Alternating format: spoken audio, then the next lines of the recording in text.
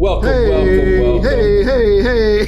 We're brain dead. We're welcome. Yeah, it's We got doo-doo brain. we got doo-doo in the ass and the brain. No, we got $200 GTA 6. Yeah, oh my god, we got fucking. We got Nintendo suing everybody in the suing- company. We got Microsoft making the Xbox Series X cost Xbox Series $400,000 fucking dollars. We got the PlayStation Portable 2 for $5,000. We got games. We got dog. games made by gamers for gamers shall not perish. All games will feature nude breasts, the hottest females, no man-looking women, none of those. Only whatever that means. Female body types. No A, no B. It's man, woman, and bitch. Okay, I'm kidding. I'm totally kidding. Fuck gamers. I don't mean a word of what I just said, by the way. The Gamer Republic. The Republic of Gamers. Ace. That's Aces, right? Yeah, Aces RG. Yeah, Aces ROG. I'm rogging out It over here. No, don't say that because the LTG uses that term as a racist term toward black people. What? Yeah. How did that happen? ROG, like Balrog from Street Fighter. Wow. Yeah, That's bad. that's a number of bad. layers. Jeff, you got to do something about that shit. That's pretty bad. Holy It's pretty shit. fucking bad. Oh my god, dude. But look, this is memory leak. We're leaking something right now, and my name is Geron. Think carefully about this one. My name is Jesus. Geron A Groove Geron or whatever. It's boring.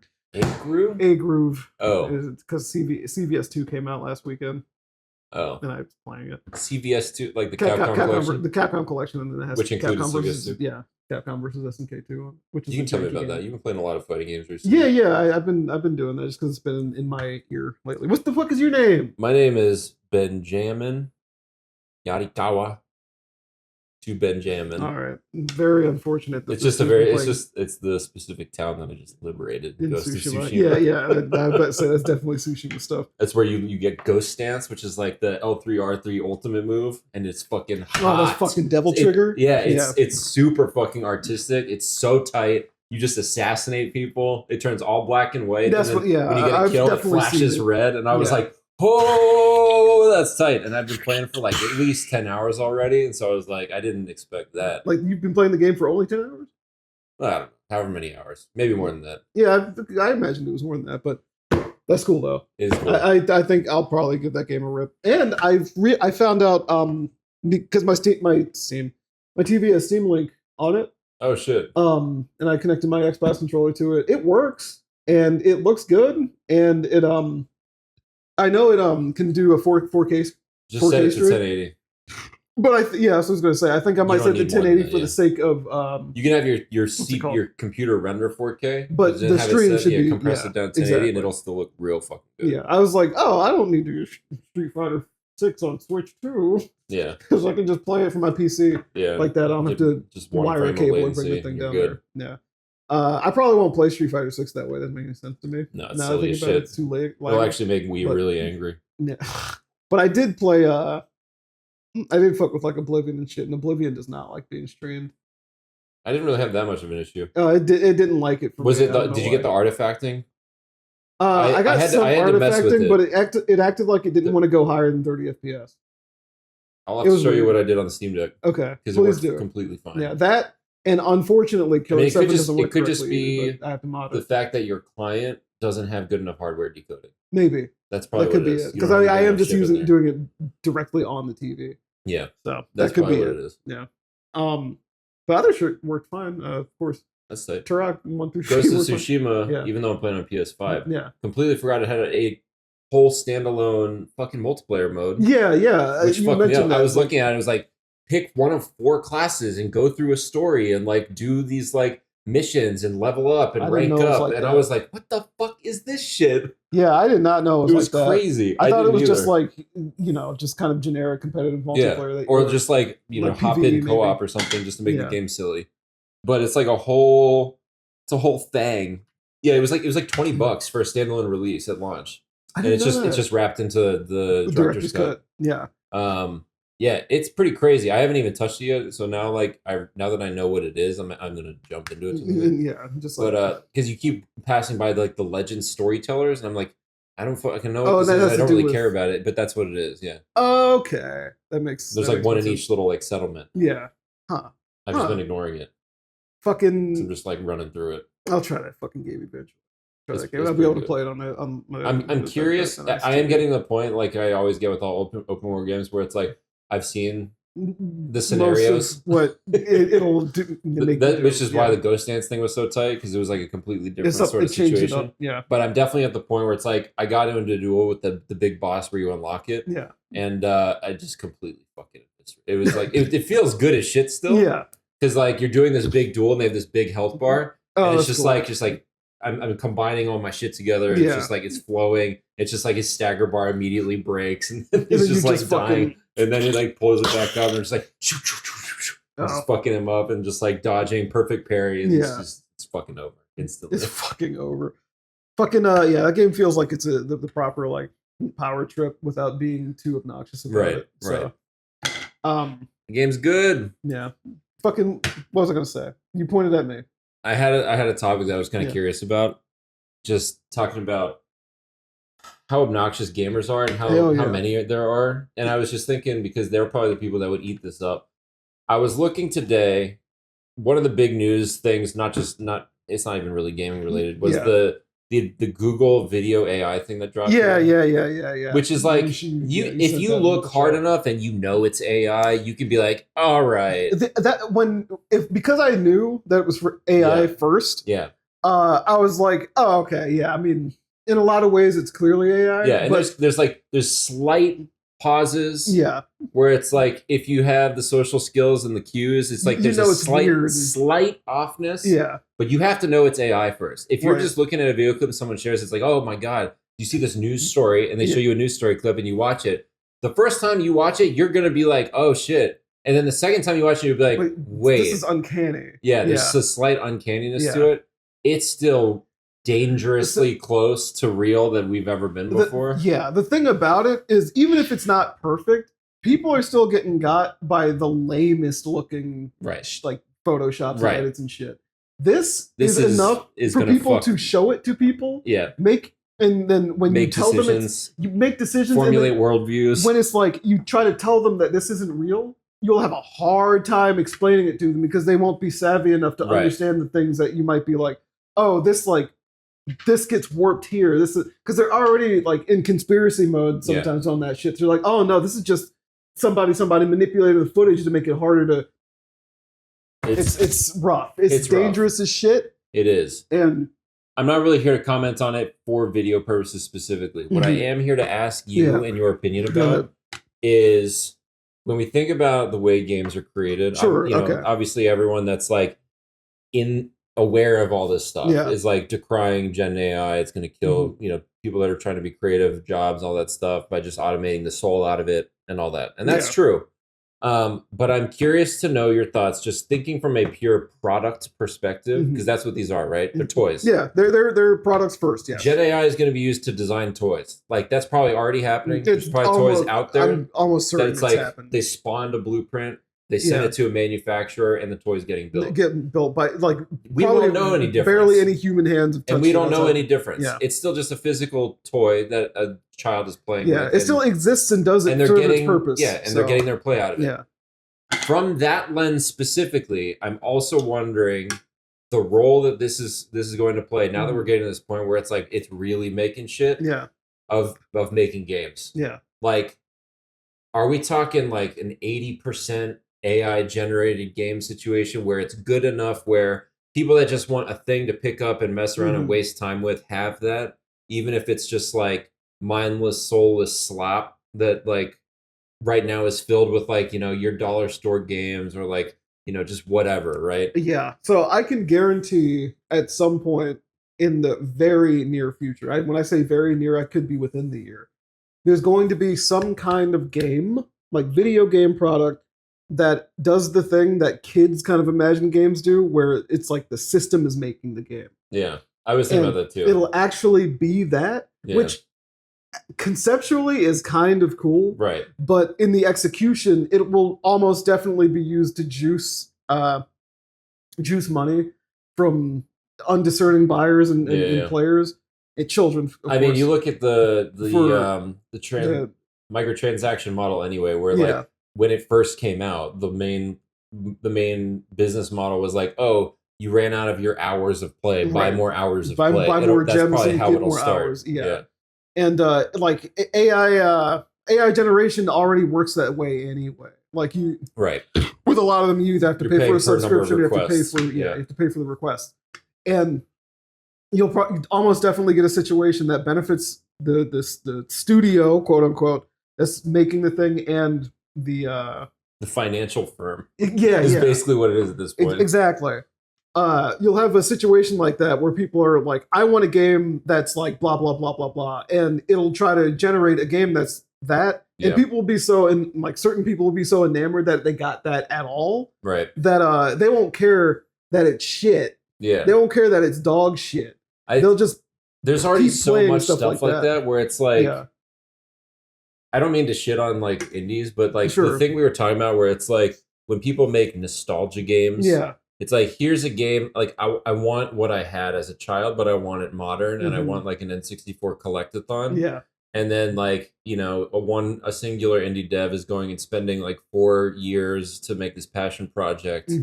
I worry that things like that, where there's enough examples of that out there, you can feed that into a thing and get something close enough that like it's going to be even harder for those kinds of people to like survive and like have that be a job.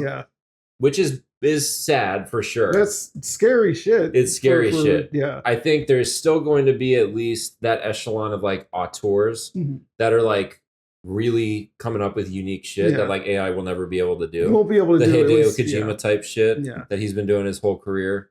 You know, all the Nintendo shit, like even Pokemon, right? Like it's obvious that like the Pokemon designs, people across the world have tried to recreate what a Pokemon design is, and you always can tell. You can like, always be like, it's not right. It's there's some combination of elements in the Pokemon company that approve this shit. Know exactly what to do to a design to make it a Pokemon. Like they might get something that's like, what the fuck is this? And something knows how to turn it into a Pokemon. Which it's funny too, you can't just get that out of.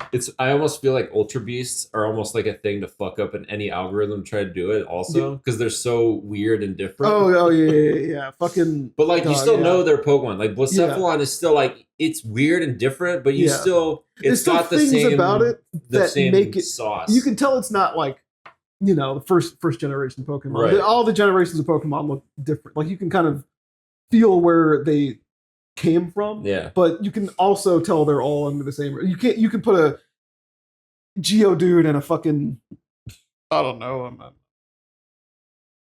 fucking Palkia together, and they still feel like they're from the same shit, right? You know? Anyway, my prediction here is, again, the fact that video games are more product than they are art. I think the art games that are really like good, interesting art, again, like the auteur type shit, are few enough and far enough between that those will continue to thrive and exist and be super, super popular. Even things like Clair Obscur, where it's like, I don't think an AI could come up with what Clair Obscur did, even with like knowing all the parts and pieces that informed Clair Obscur. Exactly. I just don't think it'll ever get there in terms of like that last mile. But I think a lot of the other shit that's like on Steam, even shit that people like a lot, I think it's going to be dire for the games industry. I think people that are not in the top 10% of like games creation, publishing, and development currently, like, probably need to start thinking about an alternative. Like it's I've had to think about this from multiple angles, where it's like games are getting expensive. There's a bunch of new tools changing. I mean, that's another thing. Come out like. Gamers want games to be cheaper. This is probably one way to get one way to get it. But this is like, this cost is way too huge. Shit. Like this cost isn't worth it. It's one of those things where I was saying earlier, but it's like at a certain point you have to figure out where your contribution to the problem is. And if you can't come up with a solution, you need to find an alternative for yourself. Right. Like you can change you can change yourself. You can't change the way the system's working, at least not by yourself. And thinking that you can do it by yourself isn't going to happen. Doing something for yourself will help change it overall if more people do that. Right. So you don't like an $80 game, don't buy the $80 game. But don't even engage with it. Don't there's going to be so many cheap AI generated games that cost nothing to make. Yeah. Like the people, like that's what's going to ultimately end up happening is like that bottom 90% of indie and small studios are just kind of like doing whatever, like just trying to do their thing. It's going to be either a beat 'em or no, it's going to be either a join 'em or like get run over type situation where they'll probably start also being like, let's start pumping out games way faster, like spin the AI thing up and then make your tweaks, swap out your assets, whatever it is. And it's already kind of happening. It's like Nintendo even changed the way their eShop charts display what is like making the most popular stuff recently to revenue, because a lot of these companies will use very low prices in order to get attention. So instead of amount of downloads and all that, now it's like how much money has this game made in a certain amount of time. And it probably will help to give visibility to games that are not not ghetto fucking AI slop. Right. But then they'll change their trick and just make their AI shit expensive. Right. Expensive enough they'll find ways around that. Yeah. That's a micro problem in the grand scheme. In the scheme of it, but it's still another thing. It's the exposure that's in it. And I think I think AI can be used as a tool to make games better. For absolutely certain. I know for a fact it's going to get abused to for sure, to just take like my hope is that people will. They're like, this is where I think games can differentiate from videos. Yeah, because games have source code. Yeah, I think there should be like a law passed where it's like if you're AI generating code of any kind, whether it's video games, software, whatever it is, there's some kind of stamp in there that's like this was generated by AI. Yeah, it needs to be. It needs to be treated differently. See, and it needs to be like in the notes. It needs to be transparent. Of the code. Yeah, there needs to be a transparency there for I think a lot of reasons, right? Beyond just sort of like creative integrity, like just. We're starting to get legislation already, like you can't generate AI porn of people as revenge. Yeah. That's good. Yeah. Say what you will about the Orange Man. That's a good thing. Yeah, it's one of those like clock is right 2 times. Exactly. Kind of thing. Yeah. So like one small step in a big journey that we need to be taking. Yeah. But anyway, my whole point being like I think transparency will help. Mm-hmm. I think that will also then like Nintendo can filter them out or tag them or whatever it is. Yeah, like they're doing that. All the storefronts. You could tax them, right? You could get like some kind of legislation passed. It's like AI shit's going to be taxed a certain amount because it's like taking jobs, right? Like, right. These are the resources that you fucking that you bypass. Yeah. So we have to impose this on you to basically discourage it to not fuck up the economy and people need jobs. And the resource. People need jobs. Jobs need people working them. Right. That's the important thing. Well, but also the other side, like people. I'm going to get into a philosophical thing here. Yeah, I'm not talking about in the sense of like, oh, everybody has to work type thing, like a capitalist thing, but more just like people need something in their life to give them purpose. Right. And in our capitalist system of like money is the way you exchange and get food and housing and things. Like those two things being tied together is very important. Mm-hmm. So jobs are very important for just people's mental health and like having a drive and a purpose in their lives. Yeah, like if there's a job that exists that a person could do, that's my thing. Like let a person do it. Yeah. Some particular job might suck ass. There might be somebody that is happy to do it. Yeah. And by thinking that nobody wants to do there's some things nobody wants to do. Don't get me wrong, but the whole factory thing. It's like nobody wants to like slave away in really unsafe conditions and like get lung cancer. Exactly. But being a foreman of a factory where you take that kind of skill set and you can oversee it on a wider scale, like that's something, right? And like fix the conditions for the people working. Don't remove the people working because those people are gonna. It makes me think too of like. I know we don't feel bad for rich people, but like I think about Notch sometimes, mm-hmm. where it's like I think part of what made Notch like go crazy and like become a weird radical like right winger or like just a weird like red pill dude. Yeah. Like all the interviews with him after he like retired and sold Minecraft is just like it screams of just desperate loneliness. Yeah. It's like he has nothing in his life. He has like all the money in the world and he still like can't find anything. Right. And I think it's because he like literally has no purpose anymore. Yeah. All he's just like having parties and he's like inviting whoever he can have to come over to his like house that's more expensive than Beyonce and Jay-Z. It's like that's not living. Like having a job that you enjoy and like that gives you fulfillment and you can do something is like a part of the human experience. Having something to do that has a purpose. Like I mean, I'm gonna say it out loud. Fuck rich niggas. If they're lonely because they're rich, they're pussy shit. No, it's not really about richness, but it's like in a perfect world where even if we didn't have to work, I think like the work in quotes, whatever that work is for you, like is still something you should be doing. You should be doing something that's like not easy, right? You should be doing something that you have to struggle, have to grow into. Yeah. There's no world where this dude couldn't have finished OX10C. There's no world where this dude couldn't be still making games. There is there's a world that he created, right? Where he it was a bad example. But he it's a bad example. It's a good. That's not a bad example. I'm gonna back up. He himself is a bad example for certain types of people. I'll say that. Right. But this is not a bad example. He was probably believed that by selling Minecraft and having all of this, that his purpose is fulfilled. But he didn't consider that maybe the end goal was never everlasting comfort. Yeah, exactly. It was the end goal was to be in a stable place to be able to continue. That's exactly what I'm saying. Adding to the world, as it were. Hey, listen, I fucking really dislike Elon Musk, but I think the reason why he can get up in the morning and like I get some Schadenfreude out of the things that I'm like crying at people like saying shit about him. Yeah. But like he's given himself a purpose that has kind of driven the country off a cliff.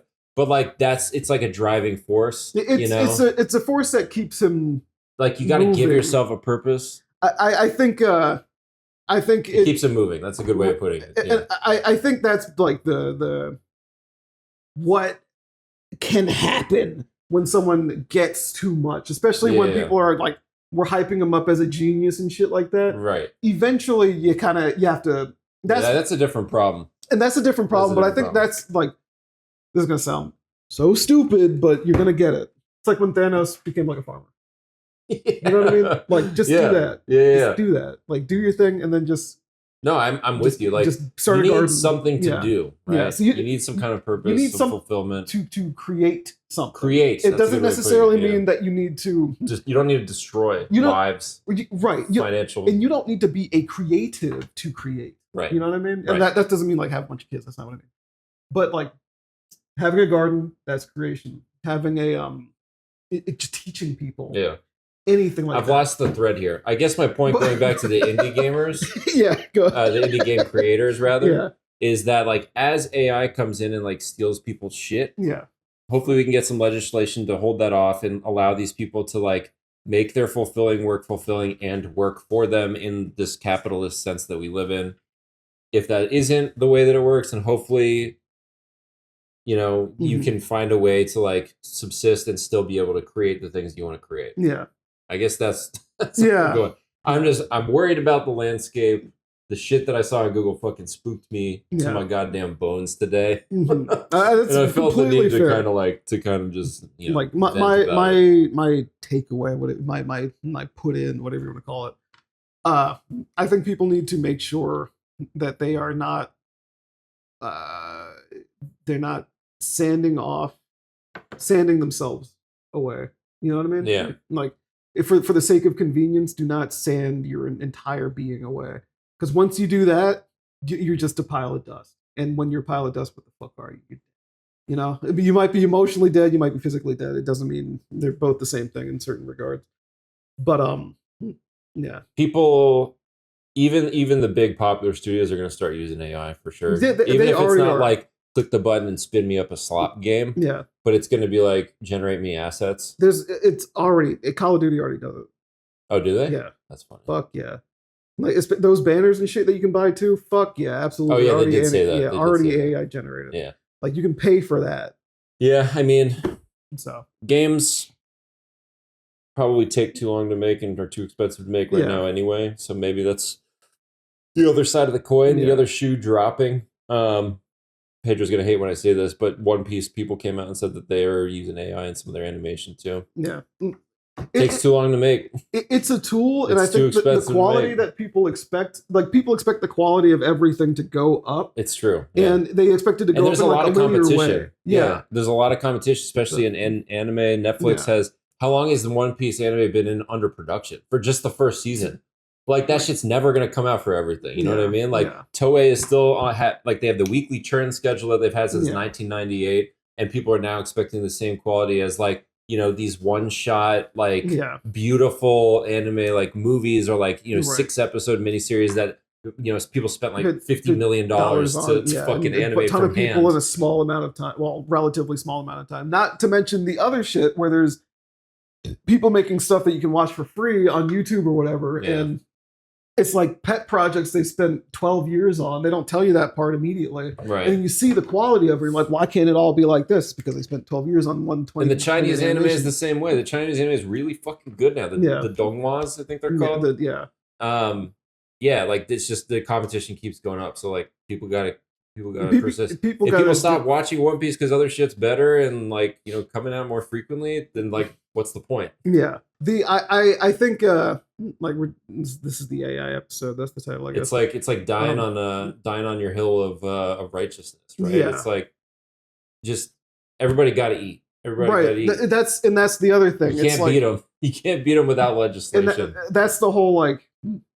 My thing is I hate AI taking the place of certain creative aspects of anything. I want everything to be made by human hands. That's what I want. Of course. But I'm also not dumb enough to think that that's a reality that's going to be like the fucking genie's out of the bottle. You can't put that shit back in.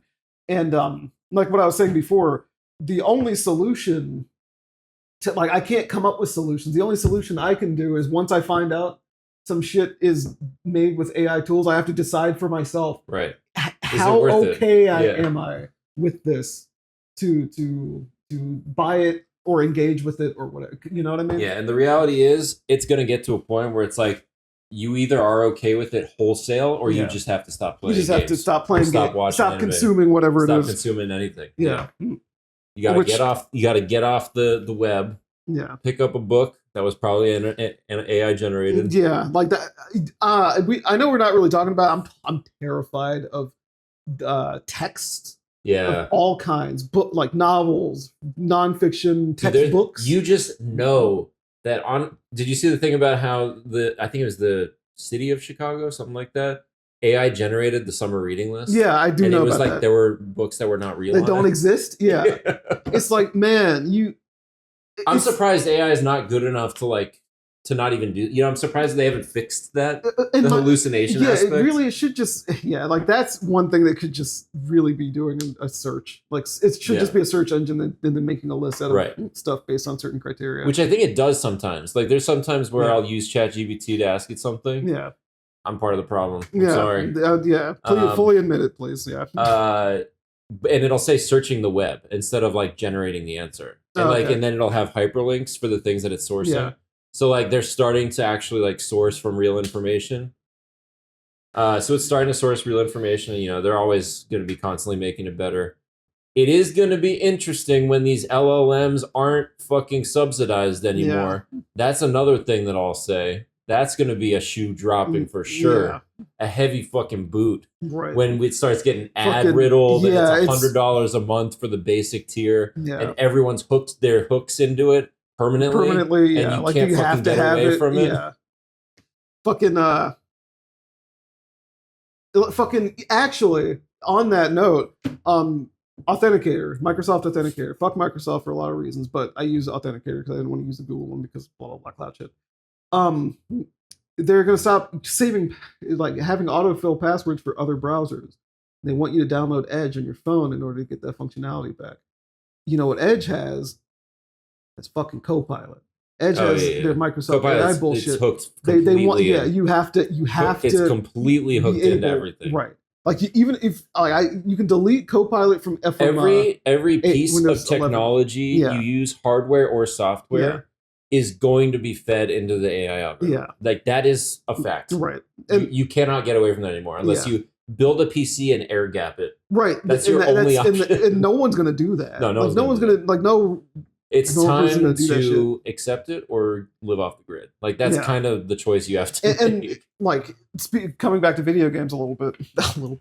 The like all these consoles and everything being connected to the internet and asking for different kinds of verification, like game chat using your phone number and shit, which is normal. Like I don't know why people are upset about that. I don't think anybody's actually upset about it. Unreasonable teenagers that can't fucking afford anything. I saw some stupid comments like the one I linked. Yeah. Switch to PC. Like they're stupid. I almost it's like Discord makes you do the same shit. Yeah, I almost think they're what are you talking about? Yeah. Exactly. They're just like, we'll just keep using Discord. It's like, yeah, it's not for you. It's not for anybody that's already using Discord. Yeah, but like most of the comments I saw were actually just like this is normal shit. This is normal. And I think those comments are great. I'm glad. It seems like most people kind of do understand. It's just the loudest, biggest thing you see. Yeah, that's because of the $8 thing. And then the on like with the people that pay $8. Yeah, exactly. Ones. Yeah, you can put the stupidest shit up front, even though people like intellectually know it's not true. Eventually, it seeps into like leeches into people's thought space, and then you see that one YouTube video from that one college kid that has that one fucking voice that you don't like. Wait, are you talking about a real person? I'm not talking about anyone in particular. I'm just talking about you think you think you saw something interesting and you realize it's from some kid that doesn't actually know what they're talking about because all their information is from Twitter. Yeah, it's like never mind. I don't want to listen to this. Damn, that music is cornball. Yeah. What is it? Yeah. It sounds like circus music. But yeah, go ahead. Yeah, no. So I think I've gotten everything out that I can think of in that particular like topic, unless there's something. Yeah, I mean, for now, that's my prediction. Is I think, today it's assets, tomorrow it's whole games. Yeah. Beyond that, I'm not that sure. Yeah, and like you said, monkey's paw situation. Maybe the games are cheaper, but what's the cost again until OpenAI and the LLM stop getting subsidized. Yeah. But maybe again the thing you mentioned where it's like AI is actively generating the game as you go. Yeah, it is a cool idea. Yeah, that's inherently going to be way more expensive. That has to be a microtransactional model. That's paying per request. Yeah.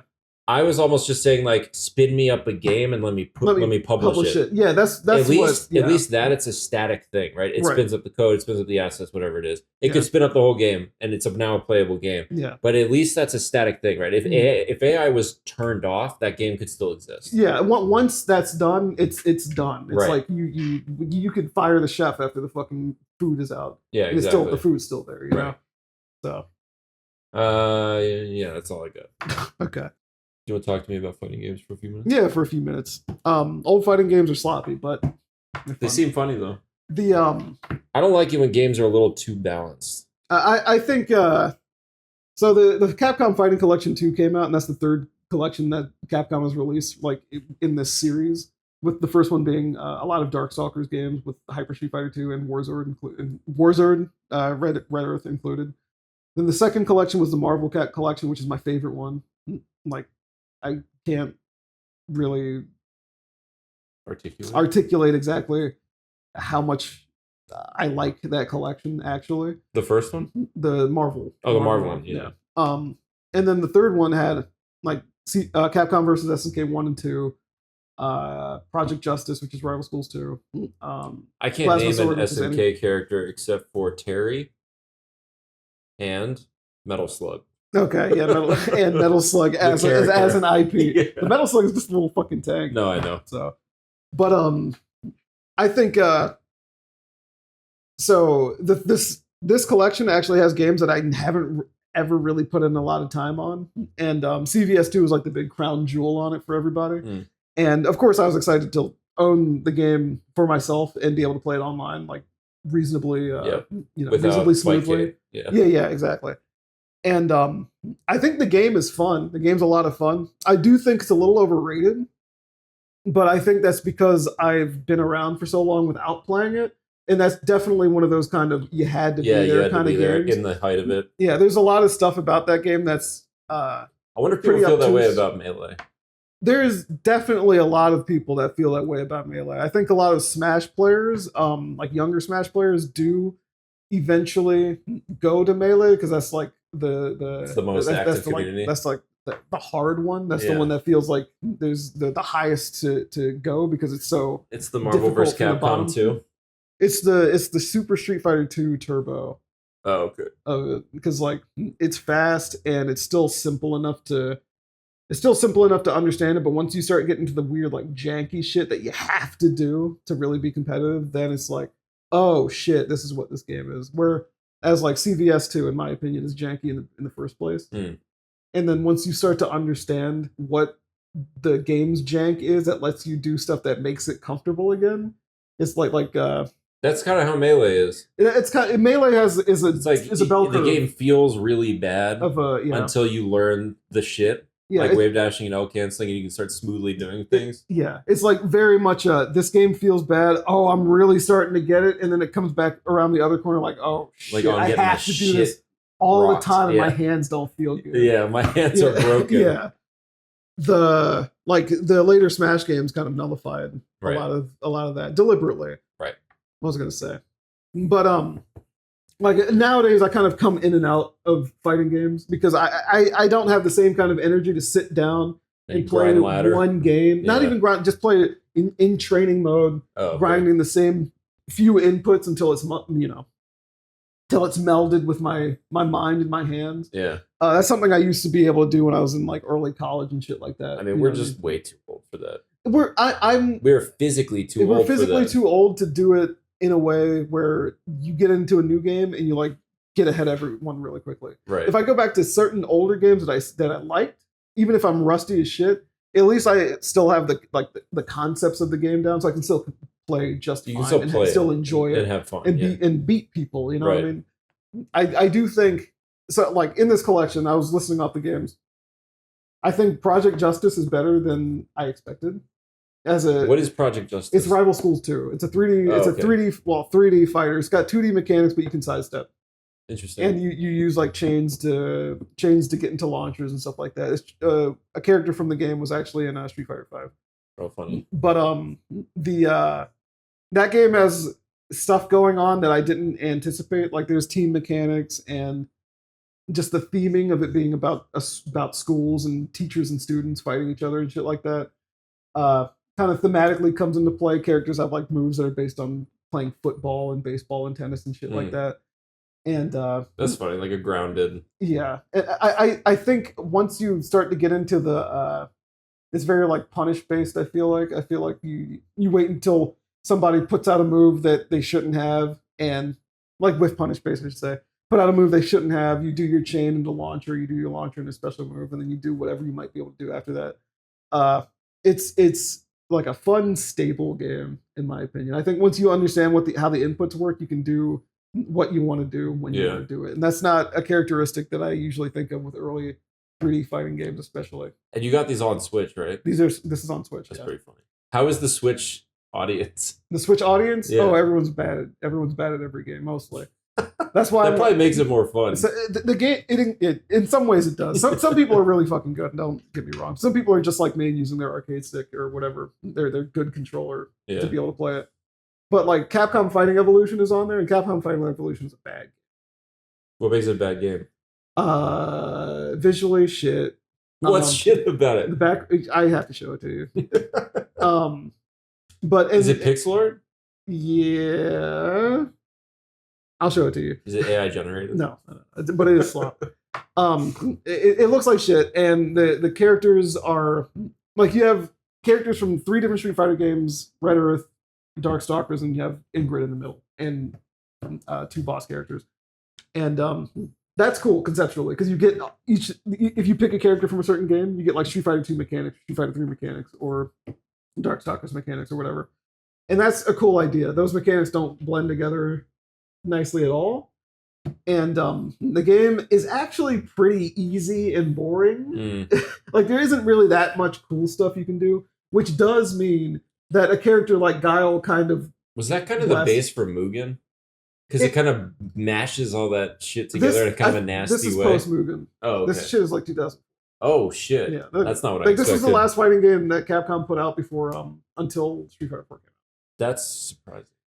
And it's made by SNK developers, and they just didn't. They got like thrown a nickel. Yeah, they didn't give a shit. Yeah, they didn't get to make. They got one new character, and everybody else is just reused sprites from other copy games. Paste. Literally copy paste. Sometimes with less and with frames of animation. But I go into ranked and I see people that are definitely just trying this game, like they don't know what they're getting into, and they'll do the full set, so I get a bunch of points from it. Great, and but it's just like I think they're trying shit that this game is just not gonna let you do. So I just like hey, like moves or what do you mean? Trying like setups and moves and shit like that. It's just like this game really doesn't have a lot going on, so you can try to do that. Like this cross up isn't really gonna work. This like that's not a frame trap, dude. Very funny to just play it and see people flail at you. Yeah. And you just hit them out of everything. I feel like anybody, like anyone in the group chat that we're in, I think any of those people could pick up the game and do extremely well against at least the Switch players. With core knowledge. Yeah, exactly. Yeah. So it's like, okay. So it's pretty funny. Be like number 15 on the leaderboard for the Switch version. I'm just like, okay. I know the audience is not big, but Jesus. Where's Christ. Justin Wong? I don't know. I don't think he's using the Switch version. I think he's using the PC version because he did it on every console with the Marvel collection, but that's because he's that was his thing. Yeah. The what other so that was Capcom Fighting Evolution, but then Power Stone 1 and 2 are on there. Oh, that's tight. Those are fun. Those are good. Those are good. You can do online multiplayer. Online multiplayer Power Stone is kind of tight. Yeah. That alone is probably worth the game. I think that's what a lot of people bought. Probably, and they're just like, let me try this other shit. Try these other fucking games. Because like Power Stone 1 is more like kind of it's like custom Robo almost. Yeah, and it's 1v1 is Power Stone 1. Yeah. Power Stone 2 is more chaotic because it's 4 players and there's like mini games that happen within the thing and stuff like that. But I think having both of these on the collection, both of them being online and having, being able to play, just having them on Switch is kind of nice. It is. Being able to play it handheld, like being able to put it on a table and just give the Joy-Con on a fucking flight, 2 Joy-Cons, let's do it. Exactly. I think including those games in a collection was a really good idea. This is the first time they've been re-released since the PSP. Oh shit. So like as a value proposition, this collection is really, really, really good. I said, I think the games are kind of the jankier ones because they're from the 3D era, like the beginning of that 3D era. Right. But it's also a curiosity that I think everybody should have. I think everybody should have all these fighting collections because they're very good. Yeah. But and then there's Virtua Fighter 5 still that's going to get crossplay soon, so y'all have no excuse. Is that on Switch yet? It's going to be. Is it on? Is actually going to be on Switch Virtua Fighter 5 is going to be on Switch 2. Yeah. Oh, they announced it a week or two ago. Oh, that's funny. I thought back to it because I tried my Switch Pro controller just to play the game, and it gave me the Switch button glyphs. Oh, it did? And I was like, that's curious. Like on the PC version? On the PC version. Because it's only Virtua 5 Revo is only on PC. They clearly had the whole thing designed from the ground up like that. On the other hand, that's not really a that's just kind of a thing because Death Stranding, the first game, actually has Switch button glyphs too. Really? Yep. Coming to Switch 2. I mean, it could. It probably will. I could see that fucking game. iPhone. No, that's true. That's true. So I could see that game working on Switch 1. He's all about putting this shit on everything. Yeah, like easily you can put it on Switch 1. Maybe even the second game. One? Switch 2. I don't know. I was going to say. I meant to say you said easily on Switch 1. No, I meant to say DS1 on Switch 2. I didn't mean to say that. Yeah. But the second game, different story. Yeah, we'll have to see. We'll see what Switch 2 is capable of. Maybe we get that 240p upscale. I'm excited to play that game. Yeah, it comes out next month. Cool video game. All the early impressions are very, very like MGS1 to MGS2 level of like game complexity, mechanic complexity leveling up. Because you haven't played the first one much yet. I've there is gunplay and like sneaking mechanics. I know about that. And you like throw the cases at people. It's fun. Like there's funny things. It's pretty shallow. Yeah. Admittedly, like it's not what the game is like about. Yeah. But it seems like they took all of that shit and were just like, let's put real games for each of these things. Okay. And I think like Chris P has let me play late game stuff. So I've seen. Yeah. I've played it. But got to use your strand. Huh? Got to use your strand. Yeah. I do know the second game, the reaction to the second game, because Kojima is a little bit disappointed that people aren't like more like it's not more controversial.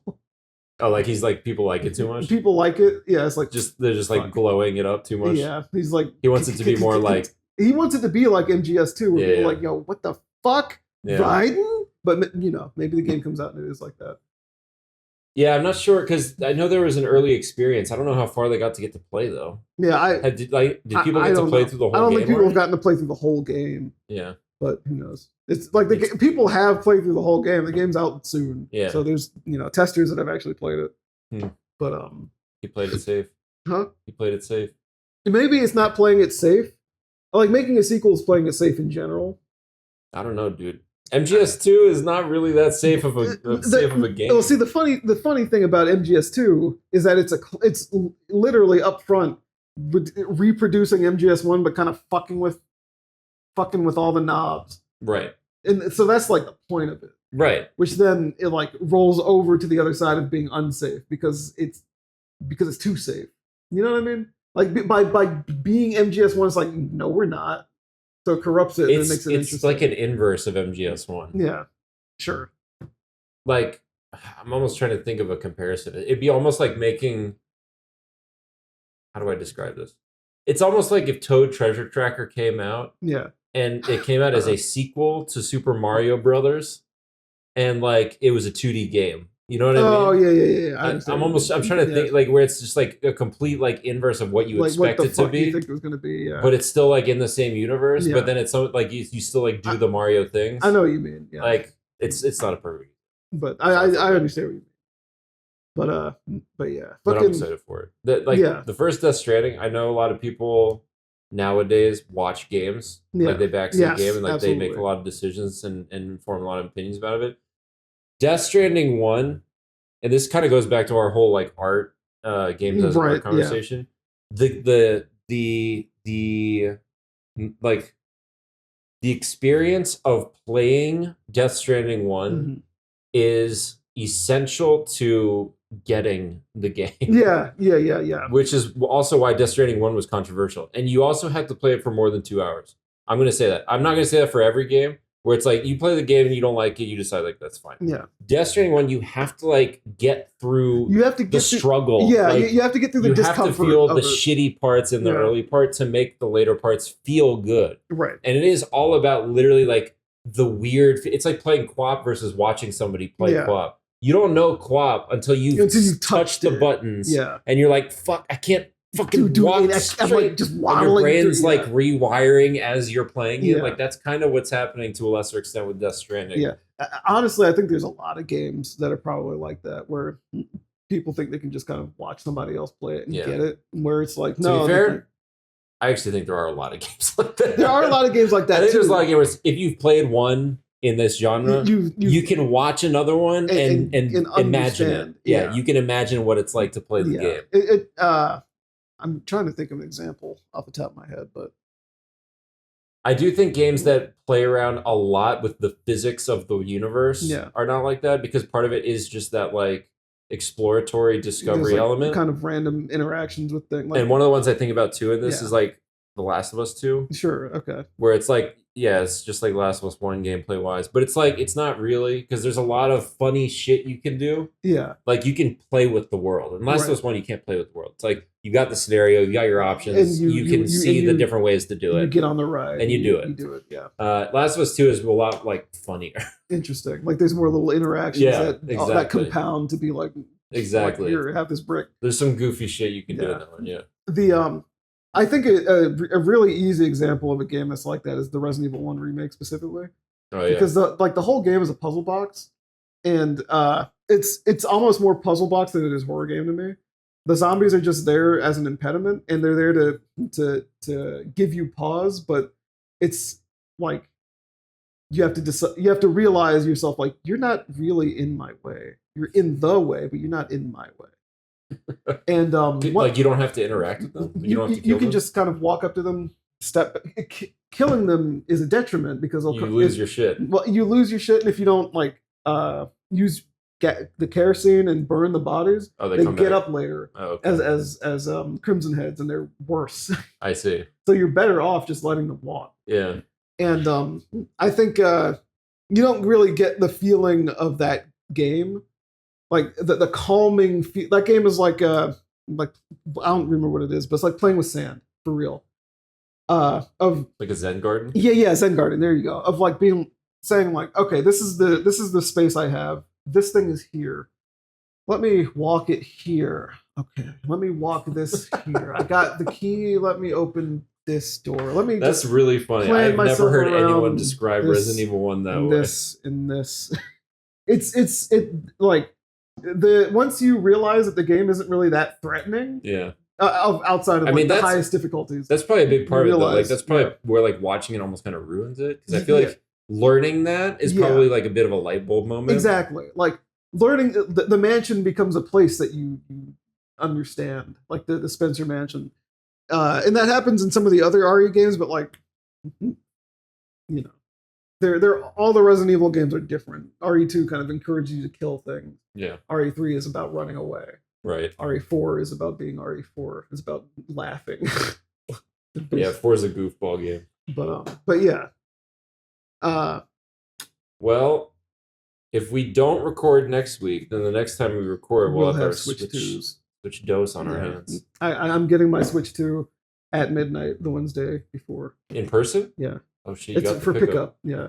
I called the other day to make sure they were going to be open. Like, they're doing midnight. Midnight pickup. Yeah. That's tight. I'm gonna go there. That's exciting. I've decided I'm gonna get the system. I'm gonna get 2 extra Joy-Con, and so like I'm gonna order screen protector and all that shit. But yeah, so and then I might actually get the little charging grip. Yeah, because I don't want to. Every time I want to use the mouse mode, I don't want to have to fucking get up and go behind the fuck, because the TV's so big. You want now, the 2 on the system, and then you want your 2 near you. Exactly. Yeah. I don't want to have to get up and work the shit off and do all that shit. Fuck that. Yeah. So it says the pre-order will arrive the day of release for Walmart. Yeah. So hopefully Thursday I'll also have it. Right. So we can talk about it either Thursday or Friday. Yeah. Although Her did say that Wednesdays are probably better going forward, just because Tuesday, Thursday she has the baby all day, which is like always part of the question. Is like, can I go in here for like an hour or 2 and just fuck around? Yeah. Okay. Well, we'll figure it out when we get there. If anything, maybe we'll have to make an exception and do it. If not Thursday, then Friday or Saturday. We got to talk about it. Yeah. So like we have to finally put it to bed. Yeah, we have the thing. Out. Do we like it or do we not? Yeah. Thing. So cool. All right. You like this? Do you have a hard fans? No fans. I was afraid you were going to ask. I was hoping you'd forget to ask, but no. The higher fans for me is going to be that website that Richard posted of all the nude mods, even for like fucking Sonic the Hedgehog, Sonic and Advance. What was it? The Little Mermaid on NES. Yeah. Oh my god. Absolute fucking horrific nonsense. I respect the effort, the dedication. What? I guess the dedication, like. Going back to the NES, it's like, I need a nude mod for my NES pixel game. Like that's beyond a sexuality thing. Yeah, that's an ego thing. Yeah, that's like doing it for the love of the game. Yeah, doing it because I can do it, so I have to do it. Yeah. And that's an admirable quality in an employee. Nintendo. Hire this man. No comment. All right, anyway. If you like this shit, give us a like, comment, subscribe. Hit us up. We're at memoryleakpodcast@gmail.com. We're on Spotify, iHeartRadio, Google Podcasts, Apple Podcasts, Podbean, and YouTube. Until next time, gamers. Get the fuck out of my face.